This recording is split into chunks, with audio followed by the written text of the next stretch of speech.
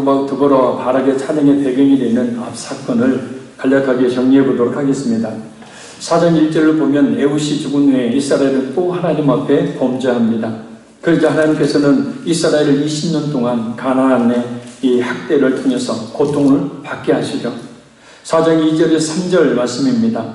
가나안 왕 야빈의 손에 그들을 파셨으며 그리고 이스라엘 자손들은 그곳에서 괴로움을 느끼면서 하나님께 간절히 부르짖어 구원해 주실 것을 호소합니다. 그러나 이스라엘에는 하나님의 도구로 사용될 만한 남자 일꾼이 없을 정도로 영적으로나 또 외적으로 아주 나약한 지경에 처해 있었습니다. 계속되는 범죄는 이와 같은 그런 우리를 영적으로 그리고 육적으로 나약하고 연약하고 비참하게 만든다는 교훈을 우리가 받을 수 있습니다. 4장 4절을 보면 이때 하나님께서 한 여인을 이스라엘 백성들을 구원할 사사로 세우십니다. 바로 여선지자 드보라입니다. 일꾼을 찾고 찾으시다 가장 하나님께 가까이 있는 드보라를 사사로 세우신 겁니다. 당시의 여자를 사사로 세운다, 선지자로 세운다는 것은 흔히 있는 일이 아닙니다. 그만큼 영적으로 얼마나 이스라엘 백성들이 타락했는지 연약해 있었는지를 알 수가 있습니다. 4장 6절에서 8절을 보면 이스라엘 사사가 된 드보라는 바락을 불러서 그에게 하나님께서 말씀하신 전략을 설명합니다. 그러나 바락은 이 사실을 온전히 믿지 못합니다. 사사인 드보라가 동행해야만 간다고 말하는 연약함을 보이게 됩니다. 그러자 드보라는 바락에게 같이 동행하겠다는 그런 대답을 하면서 바락에게 있을 영광, 곧 적군의 장군을 죽이는 영광을 여인에게 빼앗길 것을 말합니다. 촛대로 옮기신 거죠. 그리고 4장 9절에 10절을 보면 드보라는 바락과 모집된 1만 명과 함께 게데스로 가게 됩니다. 하나님의 역사하심을 믿고 나갔어야 하는데 바락은 그것보다는 자신의 인간적인 생각, 적에 비해서 전력이 약한 현실만을 생각하고 승리의 영광을 여인인 야엘에게 빼앗겨버린 겁니다. 결국 4장 12절에서 24절을 보면 이스라엘은 하나님의 역사하심으로 900개의 철병거라는 엄청난 군사력을 앞세운 가나안 왕 야빈의 군대를 모조리 멸절시키고 군대 장관인 시스라를 죽이는 야일이 비참하게 죽이는 그런 정권을 올리게 됩니다. 그리고 오늘 본문 5장 1절을 보면 드보라는 그 전쟁에서 승리하게 하신 하나님의 영광을 찬송하는 승리의 노래를 부릅니다. 자, 어떤 노래일까요? 자, 우리 1절 같이 한번 읽겠습니다. 이날에 드보라와 아비노함의 아들 바락이 노래하여 이르되 아멘. 이날에 곧 승리하는 날을 말합니다. 하소랑 야빈과의 전투에서 이스라엘의 완전히 승리를 거둔 날을 가리킵니다. 바로 이날 드보라와 바락은 함께 하나님을 향하여 찬양의 노래를 부릅니다. 우리의 모든 영적 싸움은 결국은 승리합니다. 아멘. 예수님께서 요한복음 16장 33절에 이렇게 약속하셨어요. 이것을 너희에게 이르는 것은 너희로 내 안에서 평안을 누리게 하려 함이라. 세상에서는 너희가 환난을 당하나 담대하라. 내가 세상을 이겼노라. 어떤 죄의 유혹도, 어떤 크고 작은 시험도, 그리고 고난도 예수 그리스도를 굳게 믿는 믿음이 있으면 승리한다는 말씀입니다. 왜냐하면 예수님께서 지금도 참 믿음을 가진 성도들을 위해서 지금 보좌의 우편에서 기도하고 계시기 때문에 성령 하나님께서 내주 역사하셔서 그 모든 유혹과 시험과 그 고난을, 그 영적 싸움을 이기도록 이끌어 주시기 때문입니다. 그래서 필요한 것은 예수 그리스도를 진실하게 믿는 믿음입니다. 이 밤에도 그 믿음을 우리에게 주시기를 바랍니다. 그 믿음 주시려고 이 밤에 우리를 불러주신 줄로 믿습니다. 그래서 그 믿음이 있어야 승리하게 되어주죠. 요한일서 5장 4절 5절 말씀입니다. 무릇 하나님께로부터 난 자마다 세상을 이기느니라. 세상을 이기는 힘은 이것이니 우리의 믿음입니다. 예수께서 하나님의 아들이심을 믿는 자가 아니면 세상을 이기는 자가 누구냐? 그러니까 예수님을 확실히 믿는 믿음이 있어야 세상을 이길 수가 있게 된다는 거예요. 그래서 교회는 성도들로 하여금 세상의 유혹과 시험과 고난과 영적 싸움에서 승리할 수 있도록 예수님을 이해하게 해줘야 되고, 그래서 예수님에 대해 들음으로 말미암아서 믿음을 얻어서 그 믿음으로 말미암아서 모든 죄의 유혹을, 모든 크고 작은 시험들을, 그리고 고난들을, 그리고 영적 싸움들을 이겨내야 한다는 겁니다. 물론 최종적인 승리는 이미 약속되어 있어요. 그러나 그 승리를 향하여 나아가는 과정 속에서 싸워야 될 사람은 누구냐면 우리 자신이에요. 죄의 유혹과 싸워야 돼요. 크고 작은 시험과 싸워야 합니다. 고난을 이겨내려고 해야 합니다. 영적 싸움에서 승리하려고 힘써야 합니다. 그런 과정에서 쓰러지고 넘어질 수 있어요. 그러나 그럼에도 불구하고 의인은 7번 넘어져도 다시 일어서게 되죠. 그래서 예수님을 믿는 그 믿음으로 말미암아서 우리가 넉넉히 이 세상을 이길 수 있다는 것을 기억하시고, 이 도보라와 바락과 같이 결국 승리하여서 이 승리의 찬양을 하나님께 올려드리는 우리 모두가 되기를 간절히 소원합니다. 2절에서 3절 말씀 같이 읽겠습니다. 이스라엘의 영솔자들이 영솔하였고 백성이 즐거이 헌신하였으니 여호와를 찬송하라. 너희 왕들아 들으라. 통치자들아 귀를 기울이라. 나 곧 내가 여호와를 노래할 것이요 이스라엘의 하나님 여호와를 찬송하리라. 아멘. 이스라엘의 영솔자들이 영솔하였고 곧 이스라엘의 지도자들이 힘을 제대로 발휘해서 이스라엘을 이끌었다는 뜻입니다. 중요한 것은 그 지도자들의 이끌음에 대해서 이스라엘 백성들이 즐거이 헌신했다는 거예요. 여기서 헌신은 히브리어로 나바브라는 말입니다. 이 말은 군인으로 지원하다라는 의미예요. 그러니까 바락의 군대를 소집했을 때 기쁨으로 기꺼이 전쟁에 참여했을 말합니다. 이게 쉬운 일입니까? 죽을 수도 있습니다. 자신만을 생각한다면 얼마든지 그 소집에 불응해야 합니다. 그러나 이스라엘 백성들은 기쁨으로 전쟁에 자원합니다. 그래서 이스라엘 지도자는 물론 백성들 모두가 하나가 되어서 희생적으로 전쟁에 참여함으로 이 가나안 왕 야빈의 군대장인 시스라를 쳐부수고 승리할 수 있었다는 승리의 노래입니다. 근데 중요한 것은 여호와를 찬송하라. 그 모든 이스라엘들을 자원하여서 전쟁에 참여하도록 하신 분도 하나님이시고 또 승리하도록 하신 분도 하나님이시니 그 하나님을 찬송하라라는 뜻이에요. 하나님의 나라를 이루는 일들을 위해서 주님의 몸이 현현 예수님의 몸과 같은 교회를 세우는 일을 위해서 자원하는 마음으로 헌신한다는 것은 쉽지 않은 일이죠. 자신의 시간을, 자신의 물질을, 자신의 몸을 기꺼이 드릴 수 있어야 하기 때문입니다. 자신을 부인하지 않고는 결코 헌신할 수가 없죠.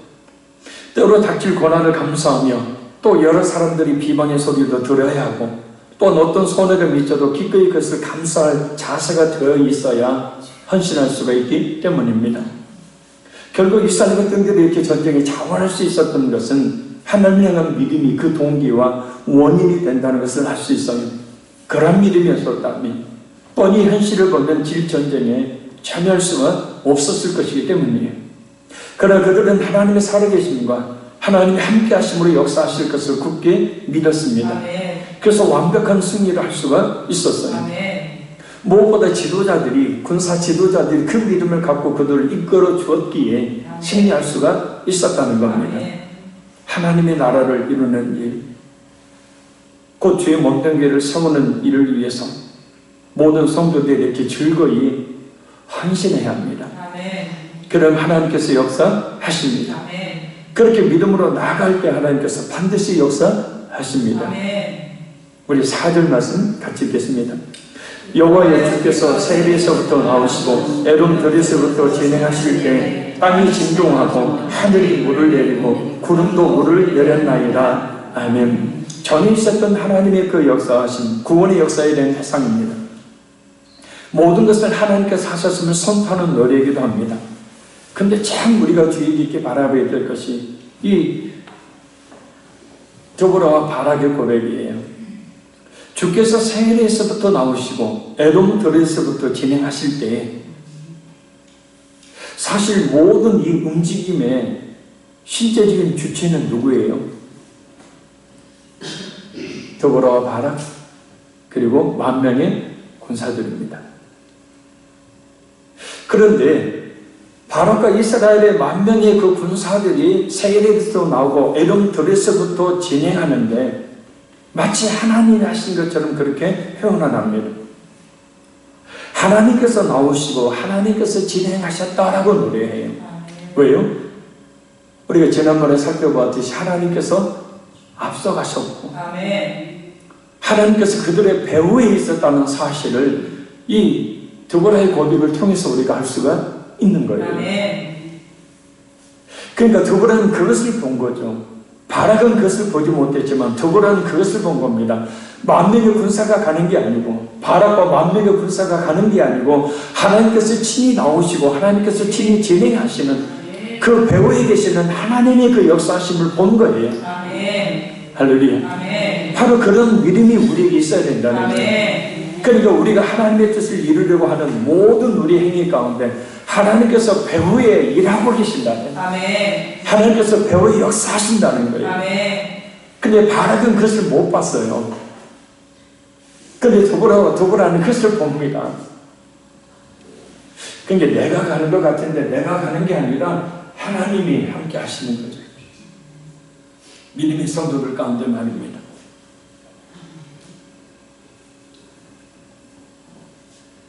바락과 임마누엘 군사들 하나님께서 이끄시고 오셨기 때문에 그들 앞서 하나님께서 나가셨기 때문에 땅이 진동하고 하늘이 물을 내리고 구름도 물을 내렸나이다. 이 말씀은 하나님의 역사하심으로 말미암아서 갑자기 폭우가 쏟아진 것을 표현한 내용입니다. 왜 하나님께서 비를 내리셨을까요? 왜 하나님께서 직접 역사하셨을까요? 이스라엘 입장에서 보면 도저히 승리할 수 있는 상황이 아니니까요. 그래서 하나님이 역사하신 거죠. 가나안 왕 야빈에게 있던 가장 강력한 무기는 철병거였죠. 당시 시대는 청동기에서 철기로 넘어가는 그런 시대였습니다. 그리고 가나안의 철기 문명을 가져온 것은 블레셋 사람이었죠. 창세기에 나오죠. 그들은 그런 철기 기술을 독점하고 있었습니다. 그래서 이스라엘은 철병거와 같은 강력한 무기를 제대로 갖지 못하고 있는 상태. 철기 문화가 발달하지 않아서 농기구를 하나 만들려고 해도 블레셋에 가서 그들에게 일명 로얄티를 지불하고 만들어 오던 그런 형편이었어요. 더군다나 지금은 이스라엘이 야빈의 지배를 받았던 상황입니다. 그러면 야빈 왕이 이스라엘이 가지고 있었던 무기들을 그냥 가지고 있게 놔두느냐? 아니죠. 다 뺏어버렸죠. 그러니까 지금 이런 상태에서 거의 대부분의 모든 무기를 빼앗겨버린 상태예요. 그래서 5장 8절에 뭐라고 말씀합니까? 이스라엘 4만 명 중에 방패와 창이 보였던 곳.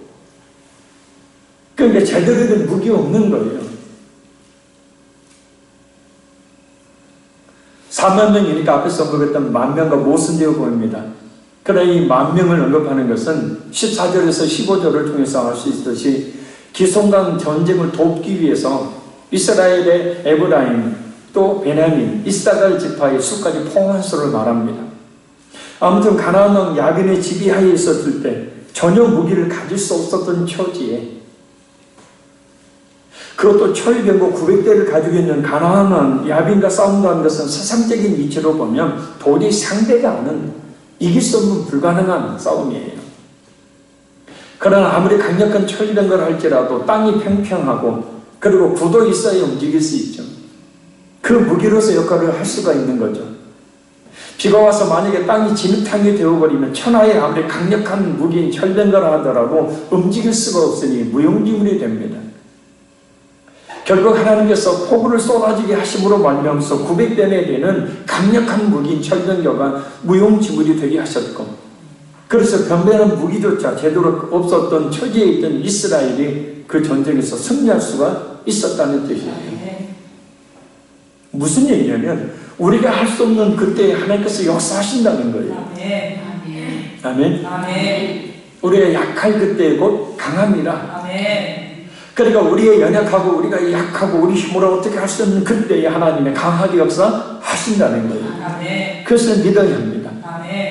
그런데 4, 5장을 자세히 살펴보면 직접적인 언급은 없지만 신학자들이 공통적으로 드보라의 기도를 통하여 비가 내렸다고 해석을 합니다. 엘리야의 기도로 3년 6개월 동안 안 오던 비가 내렸던 것처럼 말입니다. 기도하지 않고 어떻게 이런 역사를 이룰 수가 있겠습니까? 드보라가 하나님께 기도하지 않을 수가 없고 반드시 드보라가 하나님께 기도했다는 거죠. 그러니까 하나님께서는 그 드보라의 기도를 통해서 역사를 하시는 거죠. 기도만이 능력인 줄 믿습니다. 기도만이 능력인 줄 믿습니다. 그러니 이 세대에 하나님께서 바로 그 역사를 이룰 기도하는 성도를 찾고 계심을 또한 우리가 기억해야 합니다. 기도 없이 어떻게 하나님의 역사를 기대할 수가 있겠습니까? 존 버년 목사님이 제가 요즘 읽고 있는 책에서 그런 얘기를 했어요. 하나님은 복을 주시기 전에 반드시 기도부터 시키신다. 거꾸로 뒤집어 보면 기도하지 않고는 하나님이 예비하신 복이라 할지라도 받지를 못하는 거예요. 그러나 기도하면, 기도를 시작하면 하나님께서 역사하십니다. 그러니 인내함으로 우리의 기도의 무릎을 꿇어서 그 기도의 무릎이 어그러지지 않고 그 기도의 무릎이 굳건해서 인내하며 기도함으로 말미암아 하나님께서 역사하시도록 하는 통로를 활짝 여시는 우리 모두가 되기를 간절히 소원합니다. 잊지 마십시오. 이스라엘이 할 수 없을 그때에 하나님께서 역사하셨다는 것, 우리가 할 수 없다고 고백하는 그때에 하나님 역사하신다는 것, 단 우리 자신의 연약함과 부족함을 하나님께 내어놓고 기도할 때에 하나님께서 역사하신 것을 굳게 믿을 그때에 하나님께서 비로소 일을 시작하신다. 우리 5절 말씀 같이 읽겠습니다. 산들이 여호와 앞에서 진동하니 저 신의 산도 이스라엘의 하나님 여호와 앞에서 진동하였도다. 아멘. 진동은 하나님께서 자신을 나타내실 때 일어나는 자연현상입니다. 하나님의 하나님 되심이 위엄과 영광을 알리는 수단을 말합니다. 그러니까 강력한 지진 같은 진동이 일어나는 거예요. 갑자기 온 땅이 진동한다고 생각해 보십시오. 1년 전인가요? 모양시에 있었을 때 지진이 전달돼서 막 흔들리는데 와, 순간 두렵더라고요. 근데 감사하게도 우리 교회는 진도 7에도 끔찍하지 않는 철빔으로 교회가 건축되어 있으니 혹시 그럴 일이 없겠지만 지진이 나거들랑 교회로 다 오십시오.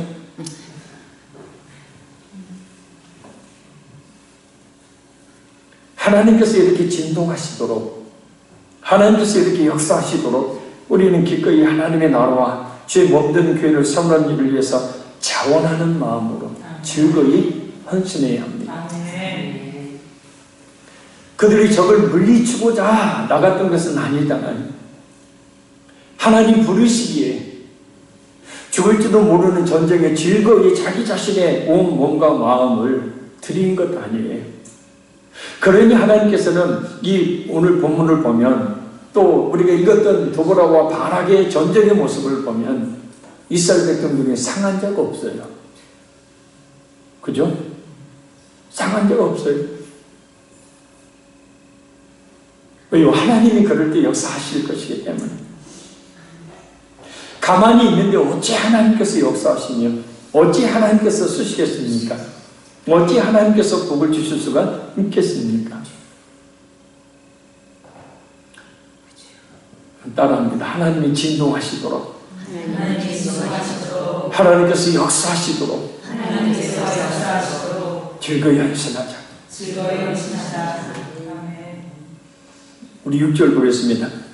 아나스의 아들 삼갈의 날에 또는 야엘의 날에는 배로가 뛰었고 길의 행인들도 오솔길로 다녔도다. 아멘. 삼갈의 날과 야엘의 날은 블레셋 족속의 압제로부터 이스라엘을 구원하기 위해 사사 삼갈이 필요했고 가나안 왕 야빈의 압제로부터 이스라엘을 구원하기 위해 야엘이 필요했던 시대를 말합니다. 참, 이스라엘의 시대라 이야기하지 않고 한 여인인 야엘의 시대라.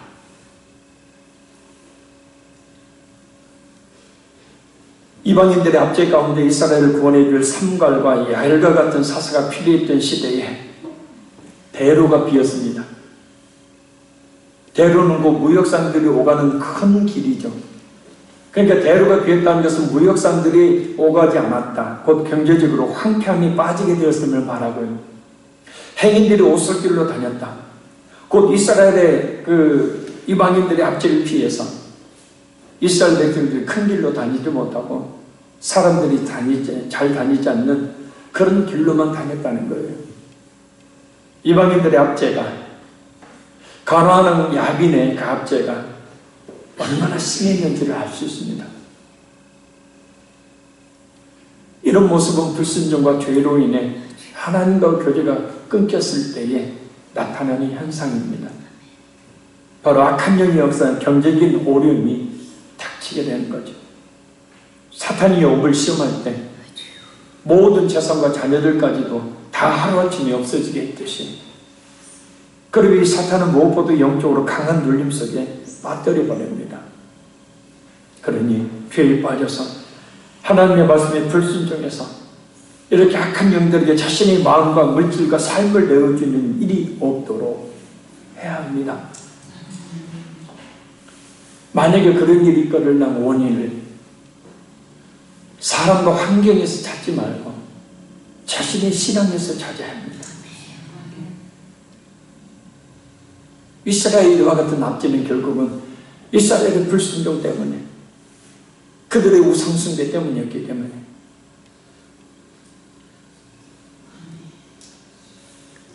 말씀과 기도에 깨어있어서 우리의 날이 되기를 바랍니다. 아멘. 아멘. 우리 7절 보겠습니다. 이스라엘에는 마을 사람들이 그쳤으니 나 더불어가 일어나 이스라엘의 어머니가 되기까지 그쳤도다. 아멘. 언제 더불어가 일어나고 언제 이스라엘의 어머니가 되었습니까? 바로 6절과 7절 상반절을 보면 이스라엘의 영적 지도자가 없어서 힘들고 어려울 때 바로 더불어가 이스라엘의 어머니가 되었다라는 것입니다. 여기서 어머니는 보호자라는 뜻입니다. 영웅은 언제 나타나요? 난세에 난다고 그러죠. 영웅은 나라와 어떤 공동체도 마찬가지입니다. 특히 교회는 더더욱더 그렇습니다. 진정 믿음의 사람은 교회가 직면한 어려움 속에서 그 모습을 드러냅니다. 그러나 믿음이 없는 사람은 그런 때에 조용히 자취를 감춰버리죠. 모두가 힘들고 어려울 때 흔들림이 없이 괜찮고 기도하는 성도가 바로 영적 어머니, 그 영적 지도자가 되어서 하나님께 쓰임받을 수가 있습니다. 모두가 안 된다, 못한다, 할 수 없다 하며 주저앉아있을 그때에 하나님은 이렇게 우리와 함께 하심이 된다, 할 수 있다라고 외치는 그런 준비된 일꾼들을 하나님이 들어 쓰십니다. 더불어는 우리가 지난번 살펴보았지만 하나님을 경외하는 여인이었죠. 누구보다 당시 이스라엘 백성들 중에 하나님을 가까이 하는 여인이었습니다. 늘 말씀을 통해 하나님께 가까이 나아가 있는 성도, 그래서 늘 자신을 깨끗하게 하는 성도를 하나님께서 들어 쓰심을 기억하십시오. 디모데후서 2장 20절에서 21절 말씀입니다. 큰 집에는 금그릇과 은그릇뿐 아니라 나무그릇과 질그릇도 있어. 귀하게 쓰는 것도 있고 천하게 쓰는 것도 있나니 그러므로 누구든지 이런 것에서 자기를 깨끗하게 하면 귀히 쓰는 그릇이 되어 거룩하고 주인의 쓰심에 합당하여 모든 선한 일에 준비함이 되리라. 금그릇이든 은그릇이든 나무그릇이든 질그릇이든 어떤 그릇이든 하나님이 쓰시는 것은 뭐냐면 자신을 깨끗하게 하는 그릇이에요. 아무리 금그릇이 있으면 뭐합니까? 썩은 음식 담겨져 있으면 그거 덜어내기 전에는, 그거 씻기 전에는 쓸 수가 없어요.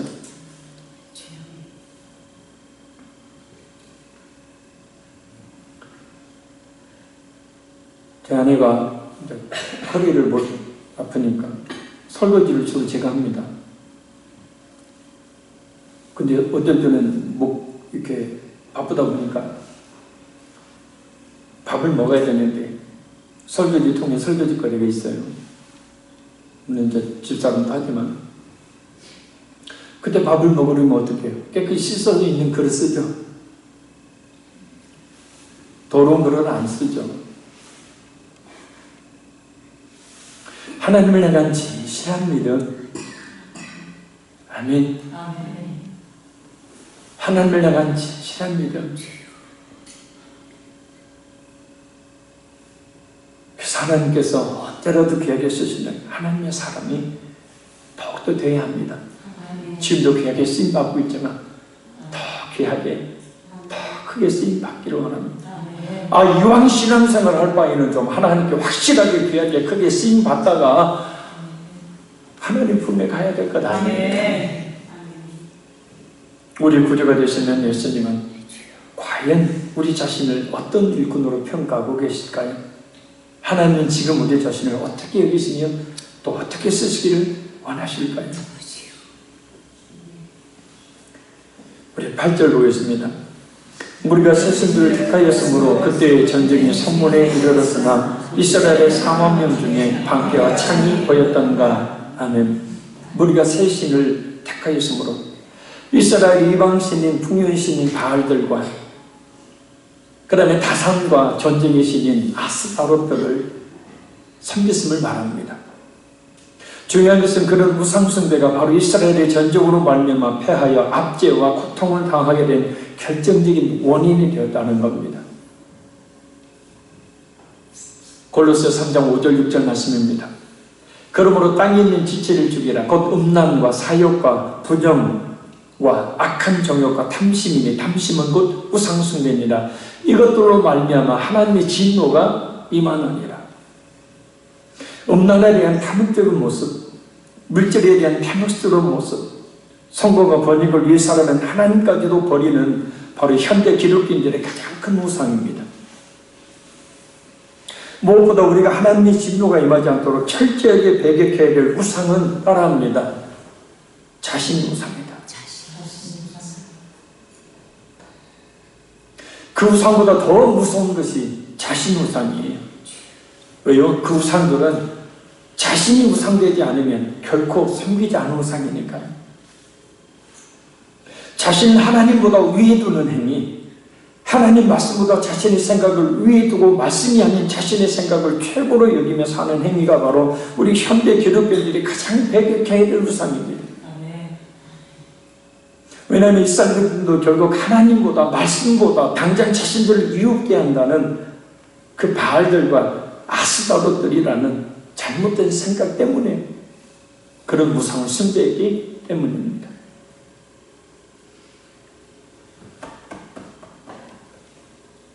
나라는 우상, 나를 위해서라면 하나님도 교회도 충성과 봉사과 헌신도 모든 것도 다 팽개쳐버리는, 이게 자신이 이미 우상이 되어 있다는 거죠.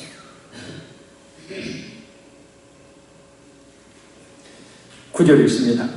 내 마음이 이스라엘의 방백을 사모하며 그들의 백성 중에서 즐거이 헌신하였으니 여호와를 찬송하라. 아멘. 이 노래는 이스라엘의 지도자들로 인한 더불어의 기쁨이 표현된 노래입니다.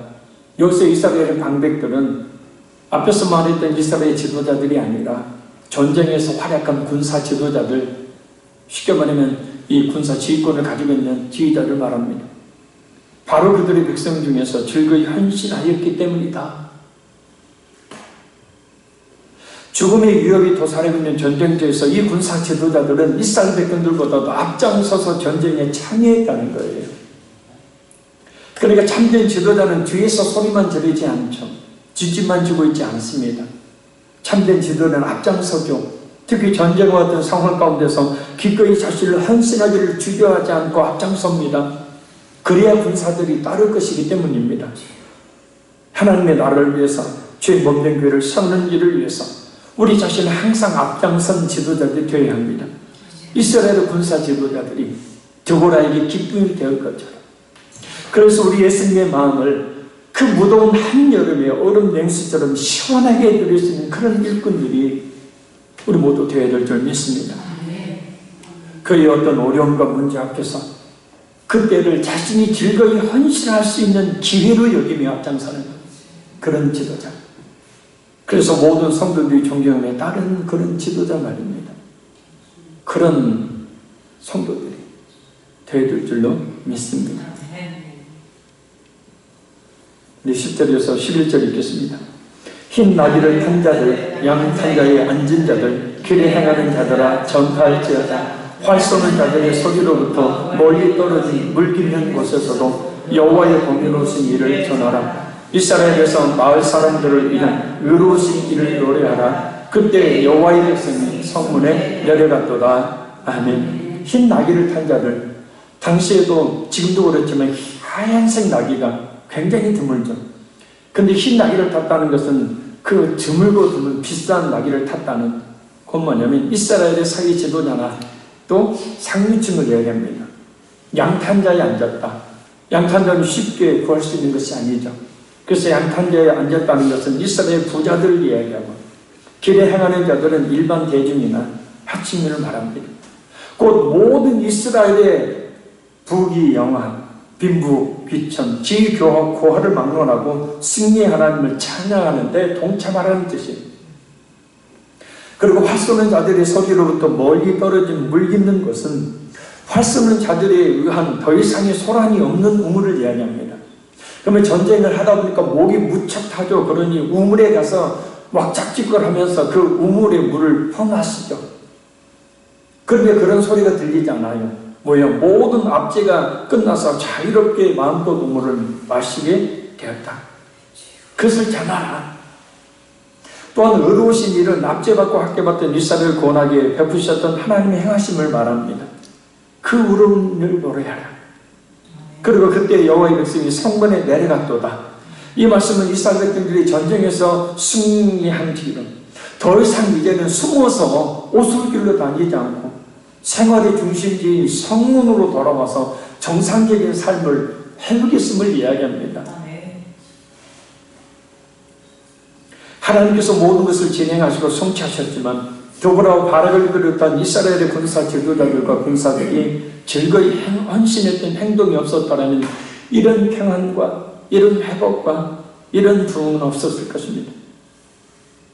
가정과 교회 역시 마찬가지입니다. 이렇게 즐거이 자신이 드리기를 마땅하지 않는 헌신자를 통해서 가정의 평안과 회복이 있는 거예요. 교회 역시 이런 헌신자를 통해서 평안과 회복과 부흥의 역사가 일어납니다. 그래서 하나님의 영광을 찬양하게 됩니다. 그러니 뭐 하라고요? 즐거이 헌신하라. 헌신은 몸과 마음을 바쳐 힘을 다함이라는 뜻이에요. 그래서 즐거이 충성하시길 바랍니다. 즐거이 봉사하시길 바랍니다. 즐거이 헌금하시길 바랍니다. 즐거이 찬양하시길 바랍니다. 즐거이 기도하시길 바랍니다. 이렇게 즐거이 가정과 교회를 위해서 몸과 마음을 바쳐 힘을 다해 섬겨야 그럴 때 가정도 교회도 진정한 평안과 회복과 부흥의 역사가 일어나게 되니 말입니다. 그러니 어떻게 해야 될까요? 자, 우리 12절을 결론으로 삼습니다. 우리 12절 같이 읽습니다. 깰지어다 깰지어다 도보라여 깰지어다 깰지어다 너는 노래할지어다 일어날지어다 바라기여 아비노함의 아들이여 네가 사로잡은 자를 끌고 갈지어다. 아멘. 승리 후에도 도보라는 자신에게 깰지어다 깰지어다 계속해서 주문을 외웁니다. 승리에 도취해서 그것을 만족하며 나태한 모습을 가진 것이 아니라 더욱 깨어있어야 함을 자신에게 주문하고 또 주문하고 있는 거예요. 자신에게 요구하고 또 요구하고 있는 겁니다. 왜요? 깨어있지 못하면 사탄이라는 놈은 금방 또다시 공격해와서 넘어뜨릴 것이기 때문입니다. 우리는 도보라가 외쳤던 것처럼 믿음의 사람으로 하나님께 교회에 쓰임받도록 즐거이 헌신함으로 가정을 살리고 교회를 살리도록 말씀에 깨어있어야 합니다. 기도에 깨어있어야 합니다. 하나님은 이렇게 깨어있는 성도를 들어 쓰시며 그에게 은혜와 복을 내려 주시기 때문입니다. 그래서 오늘 말씀을 통해 참다운 일꾼이 부족한 이 시대에 참으로 귀하게 쓰임받는 우리 모두가 되기를 간절히 소원합니다. 기도하겠습니다. 우리 말씀 듣고 기도합니다. 믿음의 사람으로 하나님께 교회가 쓰임받도록 즐거이 한신함으로 가정을 살리고 교회를 살리도록 주여 말씀에 깨어있게 하시고 기도에 깨어있게 하옵소서. 하나님께서 이렇게 깨어있는 성도를 들어 쓰심을 믿사오니 그 깨어있는 성도에게 은혜와 복을 주신 줄 믿사오니 아버지 참담 일꾼이 부족한 이 시대에 참으로 하나님께 그렇게 귀하게 쓰임받는 깨어있는 하나님 일꾼들에게 하나님 저를 사용하여 주시옵소서. 저에게 믿음을 주시옵소서. 저에게 거룩함을 주시옵소서. 우리 통성으로 주소서 간절히 그러고 말씀 듣도록 기도합니다. 주여